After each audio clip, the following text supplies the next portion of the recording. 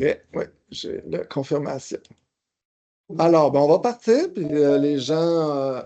tiens, Nancy, je l'accueille à l'instant, voilà.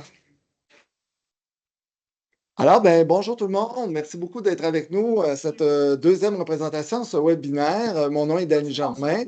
On va juste s'assurer de désactiver les micros. Voilà. Oups. Attends, là, je me suis trouvé... J'ai fermé ton micro, Johan. Bon. Bon, OK. Alors, pour l'enregistrement, on va recommencer ça comme il faut. Alors, bonjour tout le monde. Merci beaucoup d'être avec nous aujourd'hui. Mon nom est Danny Germain. Ça fait bien plaisir de vous accueillir à ce webinaire que j'ai le grand bonheur de co-animer avec mon collègue Johan. Bonjour Johan. Salut Danny. Ça va? Oui, ça va. Bienvenue à tout le monde.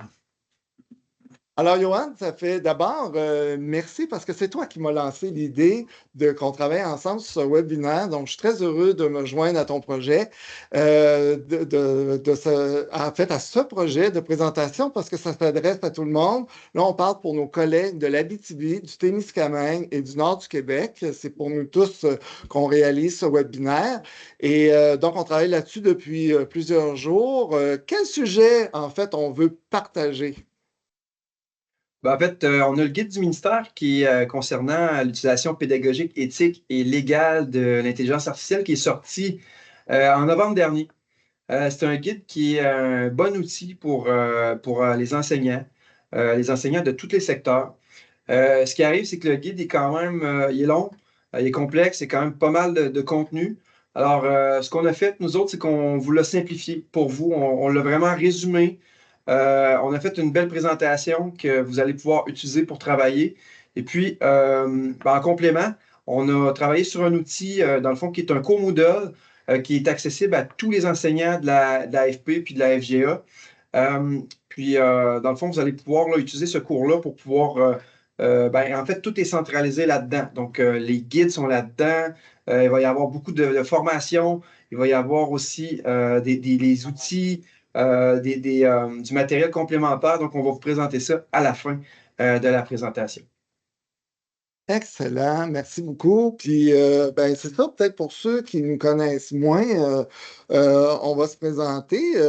Là, tu as ton secteur de la formation professionnelle. J'ai des participants de la formation générale des adultes de notre territoire. Alors, moi, donc, Denis Germain, conseiller pédagogique au RICI régional FGA, je suis là depuis 2011. Et donc, j'ai passé le début de mon service tout seul. Et depuis, je crois, 2022, Johan, tu t'es ajouté au réseau. Donc, j'ai un ami, je suis tellement content. Donc, c'est ma troisième année. Je veux juste spécifier que, dans le fond, aujourd'hui, on est autant là pour la FGA que la FP. Pourquoi qu'on fait ça ensemble? C'est parce que l'intelligence artificielle, ça touche tout le monde de la même façon. Ça touche tous les secteurs. Et puis, ben, tant qu'à le faire en double, on a décidé là, de centraliser l'information pour tout le monde. Donc, c'est parti. Je te laisse commencer avec le plan de la présentation d'aujourd'hui. Je vais faire entrer José, qui vient d'arriver. Oui, alors notre présentation va se diviser en 4 points. Le premier point, ben, on va introduire en gros ce qu'est l'intelligence artificielle, ses origines, les enjeux, les problèmes, les avantages. On va vous partager des différents outils sans nécessairement entrer dans les détails parce qu'on n'aura pas le temps dans une heure, mais on va quand même faire un exemple d'utilisation pour celles et ceux qui sont peut-être moins familiers sur ce que c'est, ce que ça peut faire l'intelligence artificielle. Ensuite, on rentre là, plus dans le guide, là, le document qu'on veut vous résumer. Donc, le guide, c'est en fait un gros, un gros résumé qui va vous parler de l'aspect pédagogique, éthique et légal. Il est séparé en 3 parties. On va vous montrer comment l'utiliser pour enseigner. Ensuite de ça, on va se garder un petit peu de temps pour la conclusion qui présente le cours Moodle, dont je vous ai parlé tantôt, et puis une petite période de questions là, à la fin qu'on va se garder. Donc, on y va avec l'introduction. Donc, c'est quoi, Dani, Voilà. l'intelligence artificielle générative qu'on appelle IAG? on va l'utiliser, ce terme-là, tout au long de la présentation. Oui, alors qu'est-ce que c'est? Ben, c'est un système informatique qui utilise des modèles donc d'intelligence artificielle. Et là, je souligne le mot que je vais dire, probabiliste. Donc, tout l'aspect probabilité, là, retenez ça parce qu'on va parler d'hallucinations, d'informations plus ou moins complètes. On va dire ça au cours des 45 prochaines minutes. Donc, c'est pas un système parfait, c'est vraiment un système basé sur des données et il essaie de répondre aux questions. Alors, ça peut être du contenu varié, on parle de texte, on parle d'images, on parle de voix, on parle de musique, de vidéo, de présentation, genre lui demander de nous faire un PowerPoint, par exemple. Donc, l'idée, c'est que l'intelligence artificielle essaie de répondre à une requête qu'un utilisateur fait à l'outil. Et ça, c'est quand même extraordinaire en moins d'une seconde ou 1 à 2 secondes. Ouais, c'est bien extraordinaire tout ça. Puis, Johan, tout au long de nos diapos, on a des infos complémentaires Ouais. inspirées du guide qu'on va aussi partager. On va avoir des petits encadrés en bleu comme ça, lesquels vous pouvez vous référer. Là. C'est des compléments d'information. Vous allez avoir une petite bulle aussi de bande dessinée. Là. On voit le petit robot. Là. Donc, des exemples, des questions qu'on peut se poser, etc. là, tout au long du guide. C'est des outils que vous allez pouvoir utiliser lorsque vous allez vous référer à la présentation là, sans qu'on soit là. Donc, n'hésitez pas à l'utiliser là, comme un outil pour travailler. On voit ici des exemples d'applications de l'IAG là, en éducation, donc pour travailler à réaliser des plans de cours, des CV, des scénarios. Écoute, là, c'est très large pour qu'est-ce qu'on peut faire avec tout ça. Donc, Absolument. voilà. On va commencer avec. Peut-être, juste Ouais, avant, vas-y. Johan, pendant que tu vas nous présenter le prochain point, les gens qui se sentent à l'aise, juste pour nous assurer que le son est bon, pourriez nous faire un pouce en l'air à l'aide des émoticônes, là.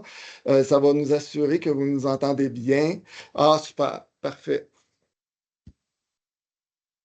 Voilà. OK, Ou les mains excellent, ça levées, va. bon, parfait. Bon. Merci beaucoup. Alors, Johan, oui, les enjeux en lien avec Oui. l'IA. Oui, ben, sans nécessairement parler des enjeux juste en lien, ben, là, il y a des enjeux en éducation, c'est sûr, là, mais il y en a dans tous les secteurs aussi. Mais bon, aujourd'hui, on s'attarde surtout à l'éducation. Ouais. Donc, c'est ce qui va nous amener aujourd'hui à vous présenter le guide, à parler de l'aspect pédagogique, éthique et légal. Ce qu'il faut comprendre aussi, c'est que l'intelligence artificielle, ça va vraiment très, très vite. Ça va plus vite que nous autres au récit, là. Fait que, tu sais, dans le fond, ce que j'aimerais dire à tout le monde, c'est que dans 6 mois, il va y avoir des gros changements. Tu sais, d'ici 6 mois, là, ça va changer très, très rapidement. Et puis, il va y avoir des changements qui sont supposés être quand même considérables. Là. Ça va aller vite. Après ça, problème d'équité dans son utilisation, l'accès aux outils diffère d'un milieu à l'autre, c'est que dans le fond, c'est pas tout le monde qui a accès à la même technologie, c'est pas tout le monde qui a accès aux mêmes ordinateurs, à l'Internet, etc. Donc, ça, c'est des enjeux importants. La nécessité aussi d'accompagner nos enseignants dans l'intégration là, de l'intelligence artificielle dans leur pratique. Euh, c'est important là, de commencer à s'ouvrir à tout ça et c'est important là, de voir comment on peut l'utiliser là, pour qu'il y ait plus d'équité dans son utilisation. Puis c'est la même situation partout au Québec, là, Dani, c'est pas différent là, en Abitibi-Témiscamingue. On a Absolument. un petit encadré bleu en bas, là, même si les évolutions sont rapides, comme je viens de le mentionner, il y a des défis nombreux. Une utilisation réfléchie de l'IAG peut réduire la charge de travail et améliorer l'expérience éducative là, des enseignants et des étudiants. Donc, c'est pour ça qu'on est là aujourd'hui. Je te laisse y aller avec les origines. Oui, ben c'est ça, c'est une formation que j'ai présentée à l'éducation des adultes. En fait, c'est une réponse à une question qui provient d'une enseignante qui m'a demandé ou qui me demandait ça vient d'où de l'intelligence artificielle, pourquoi on parle de ça. Alors, on vous a mis la ligne du temps.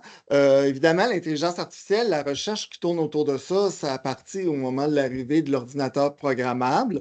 Alors, du côté gauche, vous avez les gens qui ont comme élaborer les recettes de base pour l'intelligence artificielle.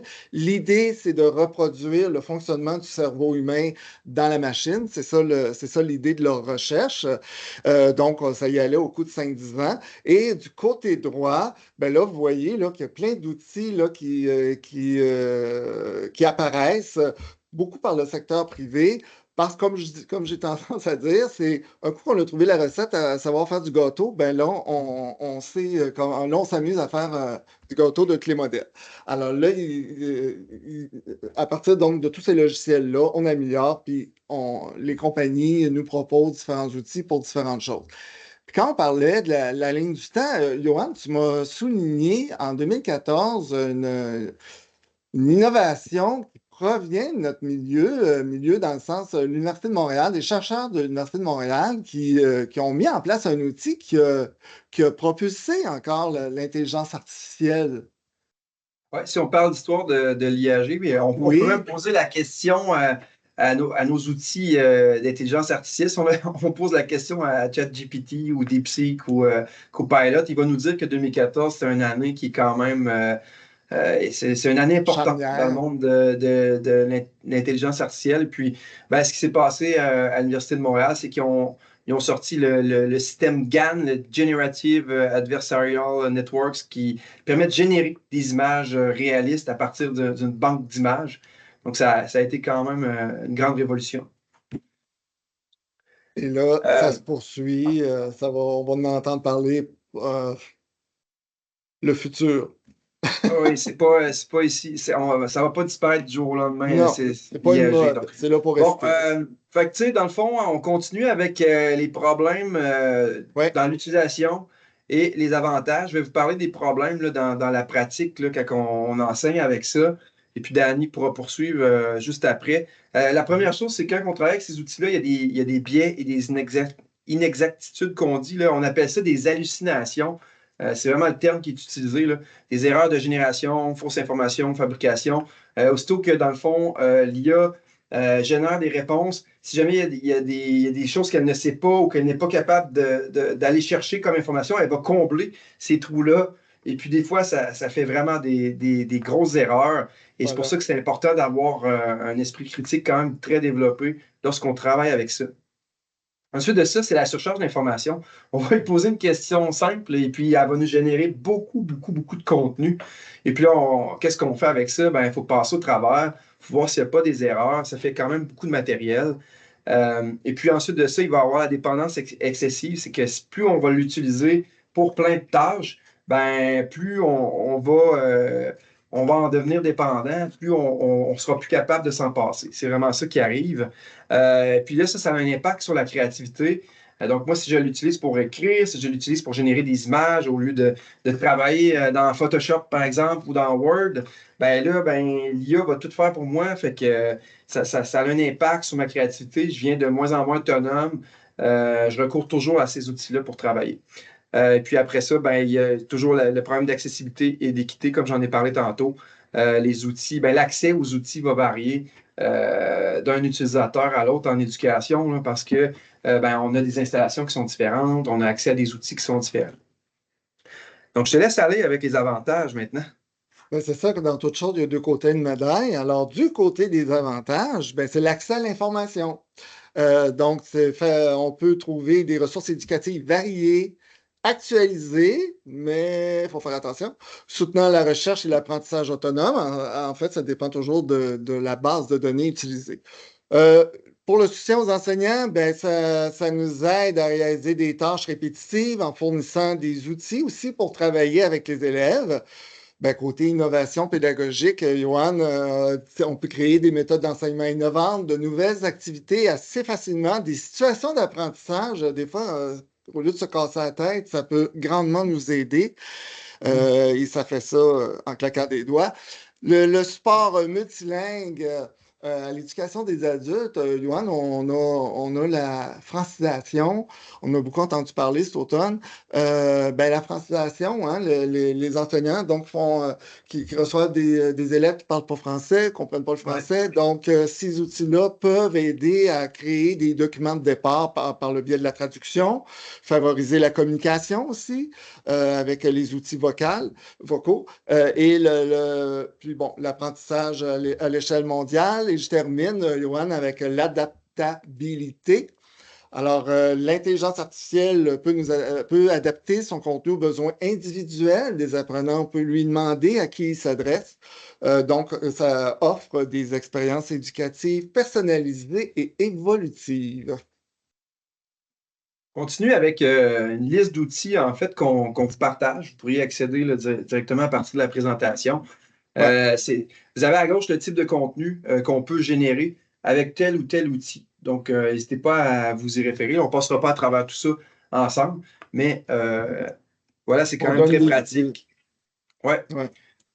Et Euh, ben justement, peut-être pour les collègues qui sont moins familiers avec l'intelligence artificielle, Johan, tu m'as fait vivre une expérience assez phénoménale avec ChatGPT. Peux-tu nous en donner un exemple? juste m'assurer que j'ai partagé le son. Je vais regarder. Hop, j'ai juste repartagé Ouais, ma ça présentation. va aider parce que c'est à l'aide de l'outil vocal aussi. C'est assez.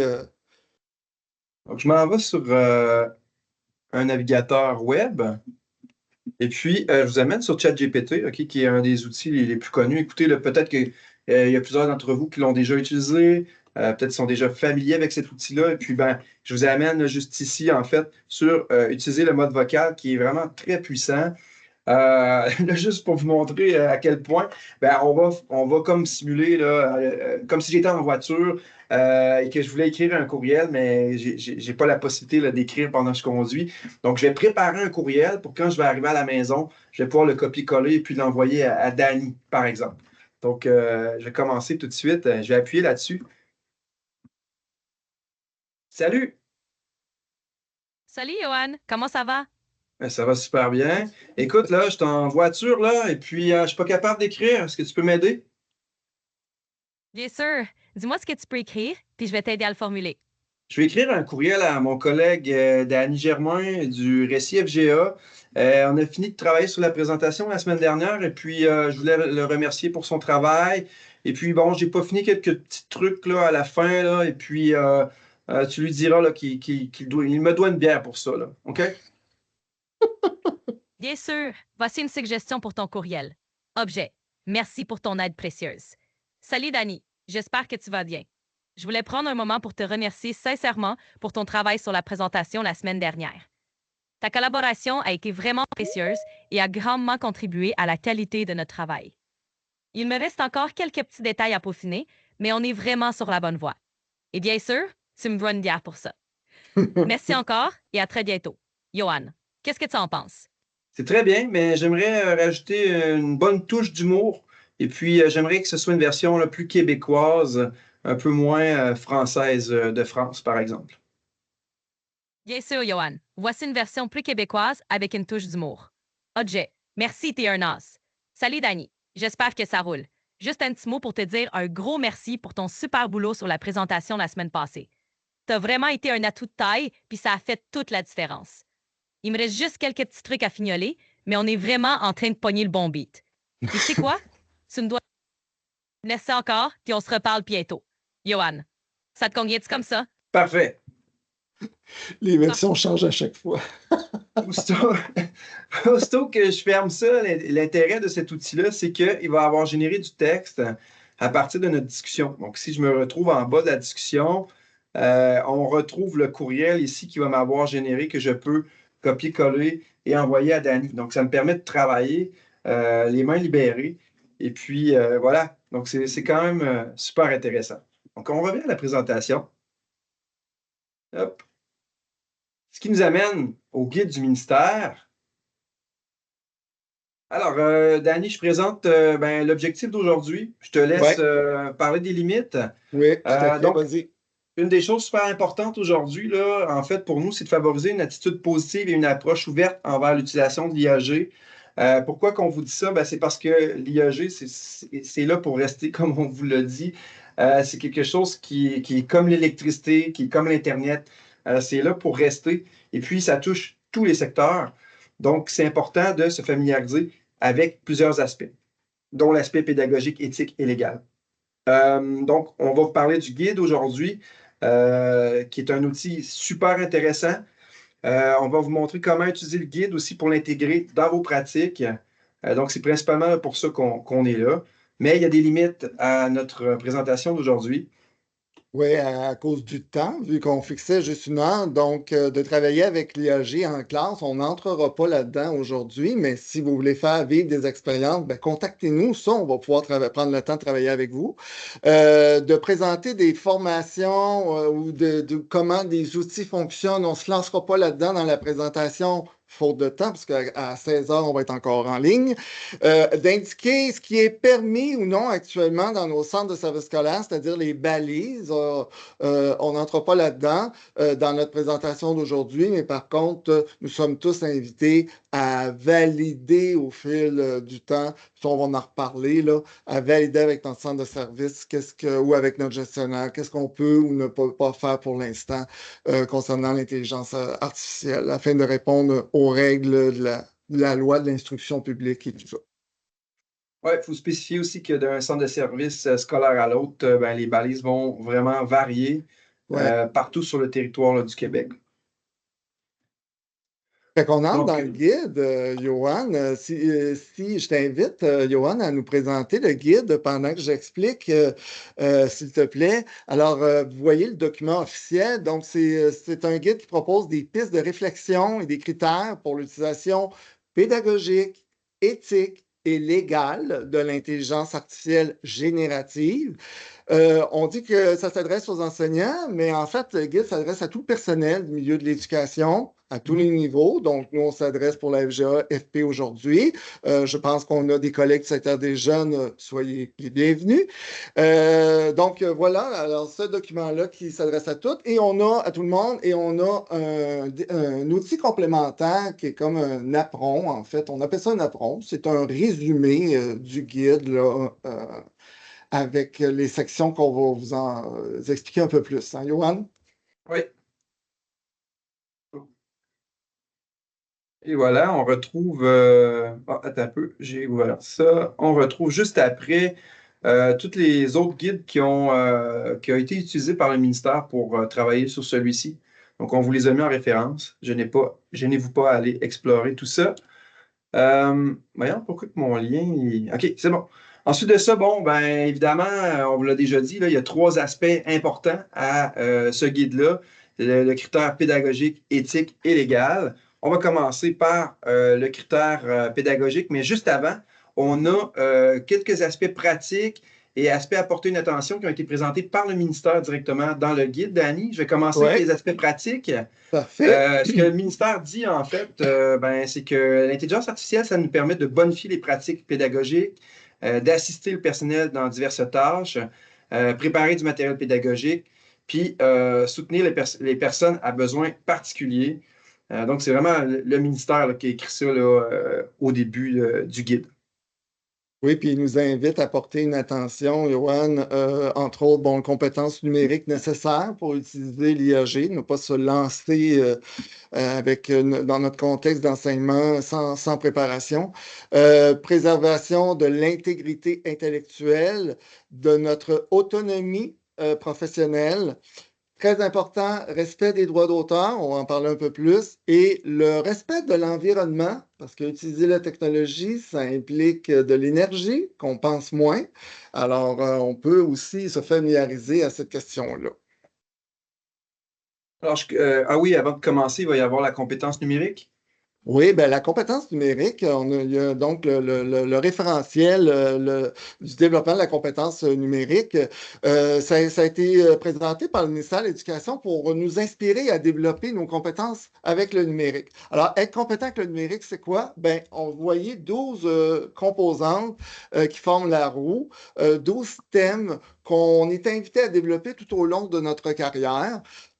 Pour la présentation d'aujourd'hui, ben, on vous facilite la tâche. On en a ciblé 4. Donc, développer son esprit critique face à l'intelligence artificielle et citoyen éthique, comment je me place face à ce sujet-là.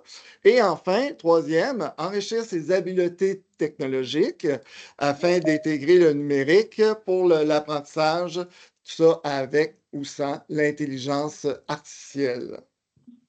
On a le lien du guide qui est juste ici.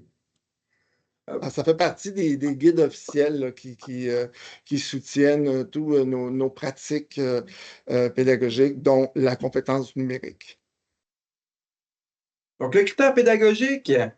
Donc, la manière que le ministère présente ça, pour commencer, on va avoir une réflexion pédagogique en 3 temps. Qu'est-ce que ça veut dire? Ça, c'est quand on utilise l'intelligence artificielle générative pour travailler en éducation. Ben, il y a toujours le avant l'utilisation, le pendant et le après, qu'on va vous parler un petit peu plus en détail. Ensuite de ça, ben, le ministère nous amène sur la question, l'assistance de l'IAG dans l'évaluation des apprentissages. Je veux juste spécifier que c'est pas encore utilisé pour les évaluations. La manière que je vois ça, c'est que le ministère a pris un peu d'avance en présentant ça dans le guide d'Annie. Oui, tout à fait. Parce que le guide aussi, le ministère le dit très bien dans son document, il est en constante évolution parce que l'intelligence artificielle va être en constante évolution et parce que nos centres de services aussi vont s'adapter face à ce monde-là au fil des semaines, des mois, des années. Donc, je commence avec le critère pédagogique, le avant l'utilisation de l'intelligence artificielle générative. Donc, c'est important de se définir des objectifs. Les enseignants doivent identifier comment l'IAG peut les aider et fixer des objectifs clairs. Le point 2 qui est vraiment très important, là, développer une littératie de l'IA, explorer, se former. Donc, c'est important là, de vraiment tester les différents outils. Si on n'est pas habitué avec ça, ben, commencer avec un outil, après ça, essayer d'autres outils pour comparer les réponses, les façons de travailler, etc. Parlez-en avec vos amis, avec votre famille, avec vos collègues, parce que c'est bien d'être débrouillard avec ces outils-là, d'être capable de travailler au moins un minimum avant de les utiliser professionnellement. S'assurer de soutenir la motivation et les apprentissages. Il doit s'assurer que le recours à cet outil représente un moyen pertinent de soutenir la motivation et les apprentissages. Et valider avec l'équipe école et choisir le bon système. Donc, comme on l'a dit tantôt, c'est les CSS qui fixent les balises. Donc, il faut valider avec votre équipe, vos gestionnaires, quel outil que vous allez utiliser et puis dans quel contexte. Donc, on a. Ouais, vas-y, Danny, je te laisse aller. Ben ouais, c'est ça. Je voulais pas te voler la parole. Pour nous aider à comprendre tout ça, ben, on a fait un exemple d'utilisation avec 2 enseignants fictifs, Marcel et Valérie. On a mis en FP ou FGA, mais les expériences se chevauchent. Alors, on a repris les thèmes présentés et on vous montre comment on pourrait agir là, dans la préparation du avant. Donc, c'est un outil que vous pourrez consulter là, intérieurement. Et puis, on va avoir, quand on voit des diapos qui ressemblent à celle-là, avec du bleu, puis une espèce de carré avec les cohérons, ben, c'est des questions qu'on peut se poser, qui sont présentées par le guide pour chacune des sections. Donc, on vous les a rajoutées. Voilà. Vous pouvez vous poser ces questions-là pour vous aider dans votre travail. Et puis, quand il y a 3 petits points en bas, ça veut dire qu'on ne les a pas toutes mis, là. On en a laissé dans le guide. Donc, référez-vous au guide, allez lire toutes les questions si jamais ça vous intéresse là, pour approfondir davantage votre réflexion. Là, ben, on arrive, Johan, dans la partie pendant. Donc, pendant qu'on l'essaie, que ce soit avec les élèves ou pour nous-mêmes, eh bien, ce que le guide nous suggère, ben, c'est sûr, c'est d'en faire une analyse critique, donc d'évaluer si les contenus générés par l'intelligence artificielle générative répondent aux objectifs, augmentent la valeur pédagogique et suscitent surtout l'engagement. Sinon, ben, dépendamment de nos réponses à nos questions par rapport à nos expérimentations, ben, on s'ajuste. Alors, s'il y a des problèmes qui sont détectés, soit au niveau de la qualité, des réponses, les biais, si les objectifs ne sont pas atteints, bien, soit qu'on ajuste le contenu, c'est-à-dire soit qu'on ajuste notre façon de questionner l'IAG, soit qu'on change carrément de système d'IAG. On parlait de ChatGPT, ça pourrait être un autre. Ou encore utiliser carrément un autre outil numérique, parce que ça ne veut pas nécessairement dire que l'IAG répond constamment à nos besoins. Donc, on a encore nos outils ici qui peuvent vous servir pour vous aider. Les questions qui sont là, qu'on peut se poser pendant qu'on l'utilise. Et après ça, on tombe dans après l'utilisation de l'IAG. Donc, c'est un peu comme le pendant, sauf que là, on va avoir un retour réflexif sur notre pratique. vérifier si les objectifs ont été atteints grâce à l'utilisation de ces outils-là. Puis des ajustements si jamais ça ne répond pas aux besoins. Est-ce qu'on a vraiment besoin de ces outils-là pour ce qu'on fait présentement? Utiliser plusieurs outils pour comparer les résultats. Réessayer avec d'autres outils. Peut-être qu'il y en a qui vont répondre à des besoins que d'autres ne répondront pas. Donc voilà. Et on Et a on a encore Marcel et Valérie qui nous montrent comment eux autres réfléchissent avec le après. et les questions qu'on peut se poser une fois qu'on a terminé. Là, on tombe maintenant dans l'assistance de l'IAG, dans l'évaluation des apprentissages. On a en petit encadré bleu, bon, la plupart des CSS n'autorisent pas l'utilisation de l'intelligence artificielle générative pour l'évaluation des travaux des élèves. OK, c'est normal, on commence tout le monde à travailler avec ça, ça va très vite. Donc, ce qu'on nous dit, ce que le ministère nous dit, c'est que si on l'utilise pour le soutien aux pratiques évaluatives, ben, l'IAG peut aider à créer des outils d'évaluation. Donc, on peut s'en servir pour créer des grilles d'évaluation, par exemple. Fournir des rétroactions, évaluer les travaux, mais ne doit pas remplacer le jugement professionnel des enseignants. Donc, c'est toujours les enseignants qui ont le dernier mot là-dessus. Donc, c'est pour ça que c'est important de vraiment développer son esprit critique puis de se familiariser avec ces outils-là. Les limites et risques, les enseignants doivent vérifier la qualité et la pertinence des évaluations générées par l'IAG et suivre une formation sur ses capacités et limites. Validation et sécurité, utiliser des systèmes d'IAG validés par les autorités scolaires. Donc, on demande que les gestionnaires valident qu'on utilise ces outils-là. Diversification des méthodes, comme je l'ai dit tantôt. Il y a plusieurs méthodes d'évaluation. Alors, ça, je pense que j'en ai pas parlé, mais repenser les méthodes d'évaluation en diversifiant les sources et en triangulant. C'est Dani qui va vous en glisser un mot dans quelques secondes. Intégrité intellectuelle, enseigner aux élèves l'utilisation honnête et éthique de l'IAG et encourager des échanges sur une utilisation responsable. Donc, l'objectif, c'est que les enseignants puissent vraiment là, travailler avec ça de façon éthique pour transmettre ce savoir-là à nos étudiants. Concernant la triangulation, Dani, tu voulais nous en parler un petit peu? Oui, pour comprendre un peu plus qu'est-ce que c'est la triangulation, je vais faire un lien avec ce qu'on vit parfois à la formation générale des adultes parce qu'on a de l'enseignement à distance. Je ne sais pas si c'est la réalité aussi en formation professionnelle. Parfait. Donc, des fois, les élèves réalisent des travaux à la maison, donc les enseignants constatent les travaux. Ça arrive que des élèves utilisent l'intelligence artificielle. Ils ont découvert ça. Donc, pour eux autres, c'est facile, faire des copies-coller. Et ils arrivent aux examens et ils ne réussissent pas les examens parce qu'ils n'ont pas pris le temps de comprendre les notions. Alors, la triangulation en pédagogie, c'est que l'enseignant puisse s'assurer d'évaluer la compréhension que l'élève fait du contenu qu'il a à apprendre de différentes manières. Alors, si l'élève produit des travaux que l'enseignant ne peut pas vraiment contrôler ou voir, exemple en classe, par exemple, alors s'il produit des travaux qui arrivent avec quelque chose de tout fait,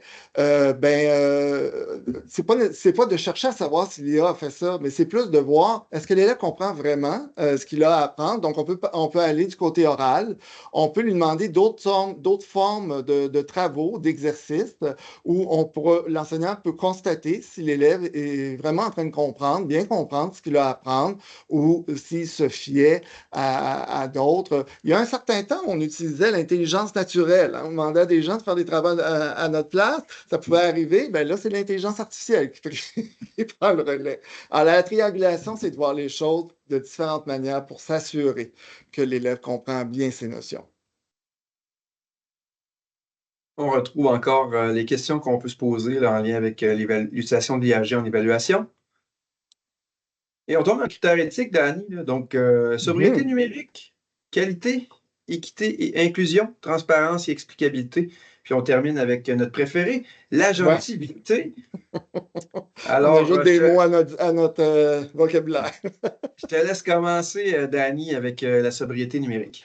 Ben, la sobriété, c'est limiter l'usage de l'intelligence artificielle ou moins, à tout le moins, être conscient que le numérique, ça utilise de l'énergie. Donc, on a un impact environnemental lorsqu'on utilise tout ce qui est numérique. Pour vous donner un exemple, je ne sais pas, Johan, ce que tu nous as fait tantôt comme exemple avec ChatGPT, as-tu une idée de la quantité d'énergie que tu as pris pour que l'appareil nous réponde comme ça? Aucune idée. Alors, pour avoir un certain ordre d'idée, là, on peut penser que lorsqu'on pose une question, là, je ne parle pas d'une conversation, Une question, que ce soit explique-moi telle chose ou crée-moi une image ou l'énergie que les serveurs de cet outil-là vont utiliser pour nous répondre en moins d'une seconde ou 1 à 2 secondes, ben, c'est l'équivalent, c'est ce que le guide nous réfère, c'est l'équivalent à recharger un cellulaire qui, lui, prend peut-être 1 heure et demie, 2 heures à se charger, mais la machine va prendre la même énergie en moins d'une seconde. Donc, on peut supposer qu'à la quantité de questions que ces serveurs-là reçoivent, la quantité d'énergie que ça prend pour faire fonctionner ça, alors on peut être conscient de l'impact environnemental lorsqu'on veut utiliser l'intelligence artificielle quand même. Alors voilà. Et ensuite, ben, les solutions à privilégier, ben, peut-être des outils sans intelligence artificielle, peut-être, mais là, ils s'intègrent de plus en plus dans tous nos outils. On peut utiliser aussi des modèles locaux, semble-t-il, qu'on peut télécharger, ou encore de préparer nos questions pour éviter d'avoir une conversation à n'en plus finir avec l'IA si jamais notre question n'était pas claire parce que l'IA fonctionne vraiment à partir de ce qu'il reçoit comme question. Il ne pense pas dans notre tête, il ne réfléchit pas à ce que l'on veut. Il va répondre exactement à ce que je lui demande. Donc, si je ne suis pas clair, il ne sera pas clair. Concernant les modèles locaux, Johan, un modèle local, tu m'as expliqué qu'il y a un exemple, Jeanne, qu'il y a des outils comme ça qu'on peut installer sur nos ordinateurs, peut-être, qui permettent de consommer moins Ouais. d'énergie. Ben oui, ben, juste avant, c'est important de noter que ça évolue tellement vite qu'il y a des outils qui vont sortir qui consomment moins que d'autres. Donc, il y a tellement de changements présentement concernant tout ça là, que ça varie beaucoup. Tu sais, il y a des outils qui en consomment plus comme ChatGPT, l'outil chinois DeepSeek qui est sorti il y a quelques semaines qui consomme pas mal moins d'énergie. Ouais. Mais une belle solution, c'est d'installer peut-être Jeanne, qui est une application qu'on peut installer sur son ordinateur personnel, qui va installer un modèle d'intelligence artificielle en local sur sa machine. Et puis là, une fois qu'elle est installée, on n'a plus besoin d'Internet. Et puis, ça consomme juste qu'est-ce qu'on utilise, donc c'est-à-dire notre propre ordinateur. C'est beaucoup plus long pour répondre aux réponses que ce qu'on utilise là, avec les outils en ligne. Mais ça fait la job quand même. Ça peut répondre à un besoin là, qui est consommer vraiment beaucoup moins d'énergie. En contrepartie, ça fonctionne à partir de la base de données intégrée à cet outil-là. Donc, on n'a pas le monde entier à notre merci. Puis enfin, le guide nous propose des questions, comment je réfléchis en lien au thème sobriété numérique. Donc, les Ouais. exemples de questions. On arrive à la qualité. Donc, la qualité, ben, une des premières choses, ben, je vous en ai parlé, c'est les problèmes que l'IA va générer. Donc, on appelle les hallucinations ou erreurs factuelles. Donc, ça nécessite de valider cette information-là, je le répète encore. Support à la réflexion, l'IA n'est pas un moteur de recherche fiable. Donc, son contenu doit être vérifié et ne pas être pris comme définitif. Donc, d'où l'intérêt d'avoir plusieurs outils sous la main. Donc, on n'utilise pas juste ChatGPT, on va aller comparer nos réponses dans Copilot, dans Gemini de Google, avec Claude, qui est un... Donc, on va comparer nos réponses et puis on va se faire une idée à partir de ça. On va dire, ah, OK, ben, ils me répondent pas mal tous la même chose. Ça va venir m'aider à choisir la bonne information. Vérification critique, donc en enseignement, la qualité des réponses ou images générées doit être validée surtout pour des sujets complexes. On a encore ici quelques questions qu'on peut se poser en lien avec la qualité de ce qu'on va ressortir de là. Et on tombe dans l'équité et l'inclusion. Dani. Alors, l'équité et l'inclusion, ben, l'intelligence artificielle doit être utilisée en éducation pour favoriser un environnement plus juste et inclusif. On disait tantôt qu'on peut être tous dans des contextes différents. Tout ça en tenant compte des besoins des élèves en difficulté et en représentant mieux la diversité des groupes souvent sous-représentés. Là, on parle des communautés autochtones, les minorités linguistiques. Et je porte en attention là-dessus, les bases de données des intelligences artificielles ben, sont créées par des programmeurs qui, eux autres, sont inspirés par leur culture locale. Alors, ça se peut qu'on pose des questions et que l'outil va nous répondre en n'intégrant pas nécessairement ou en ne pensant pas à la diversité dont on parle. Les risques de biais. Alors voilà, donc les contenus générés par l'IA peuvent refléter des biais issus de données d'entraînement. Je parlais des gens qui construisent ces outils-là, peuvent y aller selon leur propre culture personnelle avant, conduisant à des représentations stéréotypées ou incomplètes, donc faire attention des réalités culturelles, linguistiques et sociales. Alors, regard pédagogique, ben, euh, on peut adopter une approche critique, on doit adopter une approche critique, on va vérifier les réponses générées, ne rien prendre tout pour acquis, les ajuster si nécessaire et, ben, tant qu'à faire, transformer ces enjeux en opportunités d'apprentissage avec nos élèves, de leur expliquer que justement, d'utiliser l'IA, ben, ça semble nous dire la vérité, mais ça ne l'est peut-être pas. Il faut avoir un esprit critique. Donc, il faut aussi amener nos élèves à développer cette compétence-là. Et on a les questions, oui, que le guide Johan nous suggère pour bien se préparer ou bien penser à la question de l'équité et de l'inclusion. On tombe dans la transparence et l'explicabilité. Donc, la transparence, ben, c'est quand on utilise un outil d'intelligence artificielle, ben, puis qu'on crée du contenu qu'on va partager avec nos étudiants, ben, c'est important de le mentionner. Exemple, image générée par le système d'IA. X, Copilot, Gemini, etc. Les limites de compréhension, il est difficile de savoir comment l'IAG produit ses réponses ou sur quelles données elle s'appuie, ce qui exige une vigilance accrue lors de son utilisation. Validation des informations, il est recommandé de vérifier les contenus générés par l'IAG à l'aide d'autres sources ou d'un moteur de recherche pour assurer leur fiabilité. Tantôt, je vous disais, on peut utiliser plusieurs outils d'IAG différents, mais n'hésitez pas encore à aller vous référer à vos moteurs de recherche que vous êtes familiers avec Google, etc. Wikipédia, vos livres en lien avec les secteurs dans lesquels vous travaillez, OK? Sur lesquels vous pouvez vous appuyer là, davantage, OK, pour valider l'information. Absolument. Donc, vous avez les questions que vous pouvez vous poser en lien avec ce thème. Et on termine avec ton préféré, Danny, l'agentivité. Oui, l'agentivité, c'était pas un mot qui faisait partie de mon vocabulaire. En bas de la diapo, on m'a aidé. On va peut-être aider certains d'entre vous aussi. Qu'est-ce que c'est? Qu'est-ce que ça veut dire, l'agentivité? Ben, on a mis la définition, capacité d'une personne à agir de manière autonome, à faire des choix, à influencer son environnement ou sa propre vie. En d'autres termes, je préfère cette partie-là, ça me semble plus clair, c'est le pouvoir d'être acteur de ses décisions et de ses actions plutôt que simplement subir les événements. Mais dans le guide, Johan, on définit un peu plus ce qu'est l'agentivité.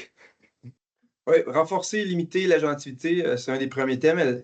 Elle peut alléger la charge de travail, mais aussi réduire l'engagement dans des tâches significatives ou créer une dépendance technologique. Donc, c'est vraiment une arme à double tranchant, l'intelligence artificielle. Réflexion et accompagnement. Les enseignants doivent réfléchir aux tâches pour lesquelles ils souhaitent être assistés, tout en accompagnant les apprenants pour préserver leur agentivité et éviter une trop grande dépendance. Donc, il faut être prudent quand même. Et puis, on termine avec le risque d'anthropomorphisation. Donc, bon, Danny, il trouve ça drôle. Souvent, il trouve que moi, je suis un peu raide avec l'intelligence artificielle. Moi, je vois ça vraiment juste comme des lignes de code puis des commandes. Tandis que toi, Danny, comment tu Ah fonctionnes? ben, moi, je le trouve gentil. On l'a vu tantôt, c'est poli, c'est toujours serviable. À toute heure du jour, de la nuit, je lui dis toujours merci. Voilà. C'est bon. Faut faire attention à ça. Faut pas trop le personnaliser, tu sais, je veux dire, faut pas trop le personnifier, pardon. Ça reste vraiment un langage informatique, là. C'est du code, c'est de la programmation. Voilà, Ouais. voilà. Donc voilà, on a quand même une belle série de questions. On a encore une fois les 3 petits points en bas, donc on va avoir d'autres questions dans le guide. N'hésitez pas à aller les consulter, là. Pour nous aider sur ce point-là. Donc, on tombe dans le dernier critère, le critère légal. Il est un peu plus court, mais il est super important. Donc, on démarre avec sécurité de l'information. Est-ce que j'y vais ou tu voulais y aller avec ça? Bon, ben, regarde, OK, je vais y aller. Je te laisse le prochain. Ça va? Ouais, OK, ouais. OK. Alors, ben, les données non confidentielles, les informations, ça, c'est important. Les informations partagées avec une IA ne sont pas nécessairement protégées par défaut et ils peuvent être réutilisés ou partagés. L'IA apprend de nos questions, classifie tout ça et peut s'en servir pour répondre à d'autres questions semblables. Donc, considérons ces outils-là comme étant publics.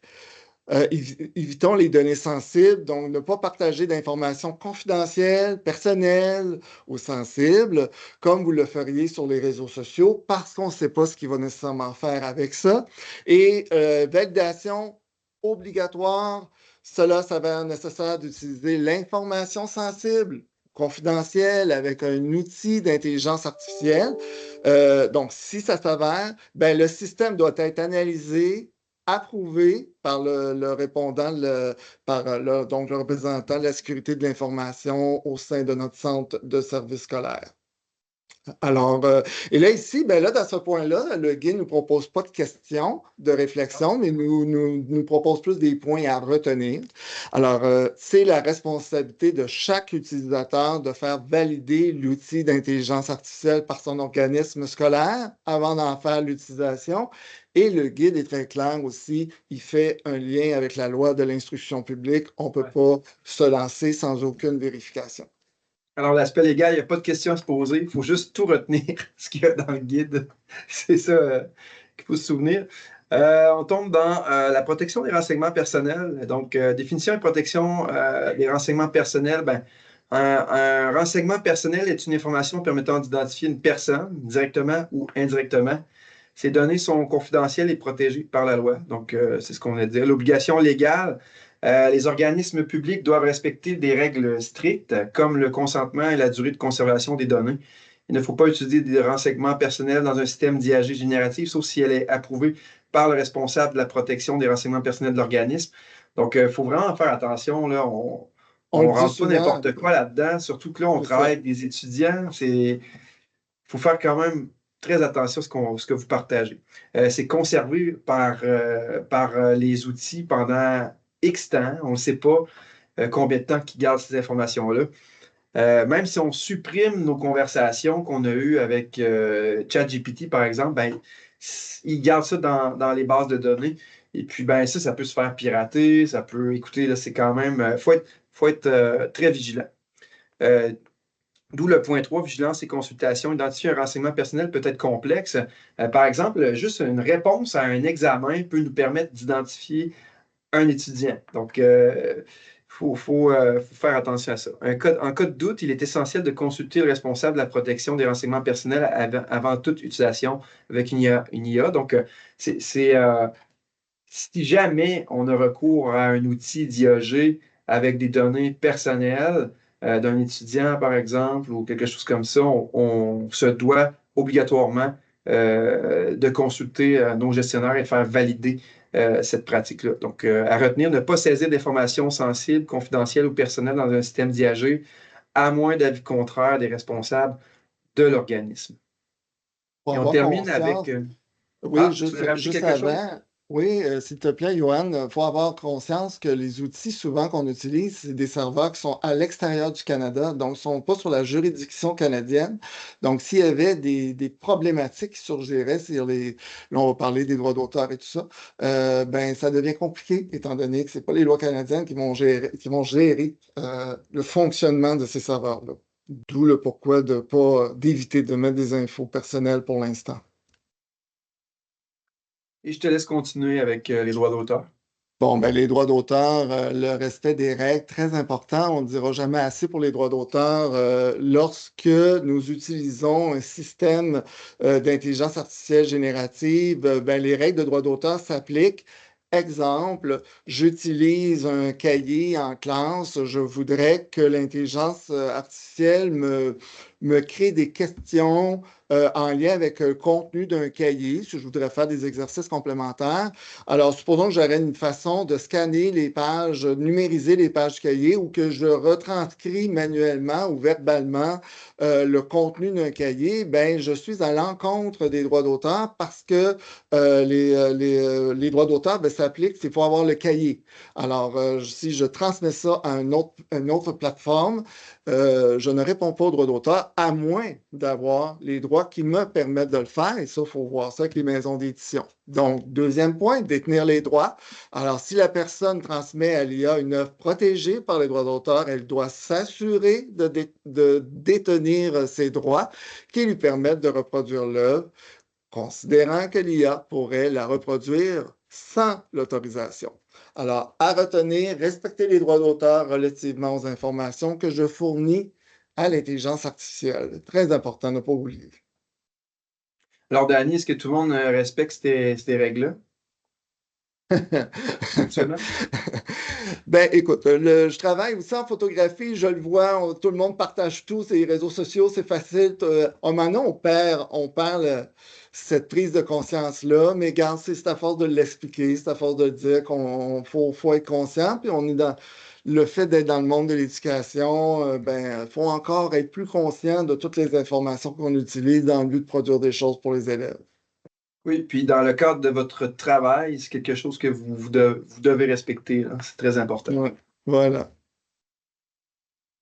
Je vais avec la conclusion du guide. Vas-y. OK. Donc, les enjeux de l'IAG. L'IAG transforme la société et l'éducation, mais nécessite une réflexion approfondie pour une intégration éthique et légale avec l'humain au centre. OK? Le guide, c'est un outil que je vous recommande d'utiliser. Vous pouvez travailler directement avec la présentation qu'on vous partage. C'est vraiment une bonne façon de commencer. Puis, il faut rester ouvert avec l'utilisation de ces outils-là. Face à l'évolution constante des systèmes d'IA, une posture flexible et ouverte est cruciale pour encourager l'innovation tout en protégeant les valeurs humaines. Et on a quelques petites recommandations là, à la fin. Vas-y, Dani. Oui, ben c'est ça, c'est au centre de service scolaire de fixer les balises en lien à l'utilisation de l'IAG. Tous nos centres y travaillent, on va en entendre parler, ils vont nous arriver avec des règles du jeu. Tout ça va être évolutif aussi avec tout ce qui vient. Comme un exemple, dans notre Office 365 de nos centres de service scolaire, il y a des outils qui utilisent l'intelligence artificielle. Je m'étais informé auprès de mon centre de service à savoir si je pouvais en essayer quelques-uns.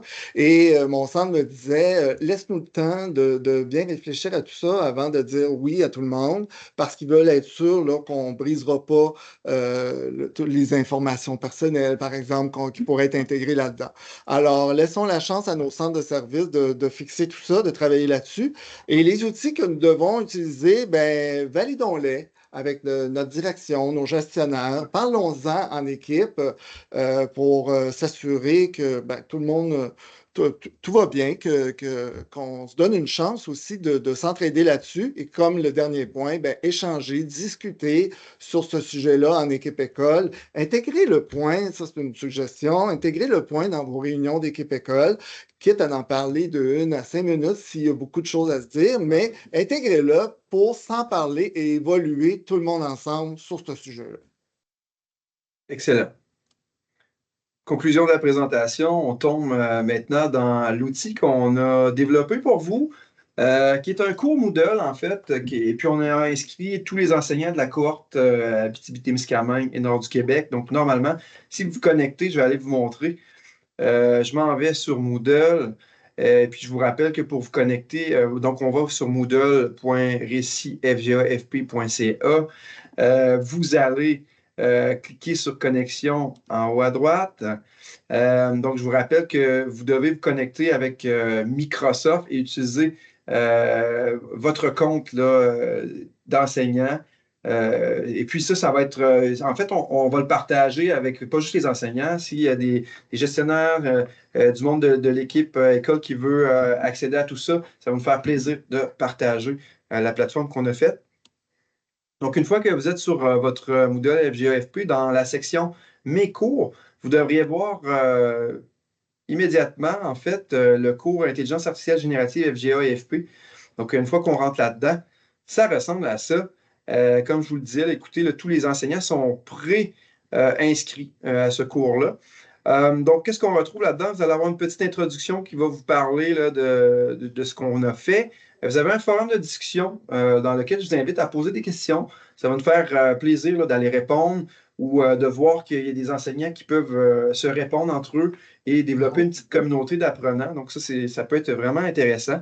On va avoir dans le point 1 tous les guides du ministère en lien avec l'intelligence artificielle. Là, pour l'instant, on a tout ça.